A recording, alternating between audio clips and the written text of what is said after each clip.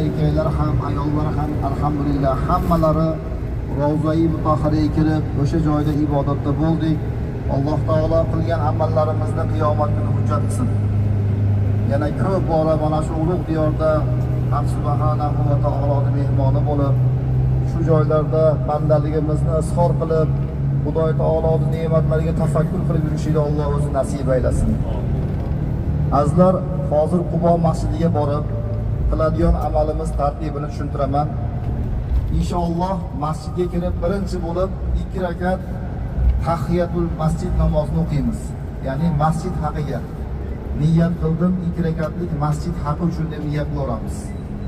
Bilganlarimiz avvaliga kafirun, ikkinchisiga Ixlos surasini o'qib namozimizni ado qilgandan so'ng mana alhamdulillah quyosh bir nayza bo'yi bo'lib ko'tariladi.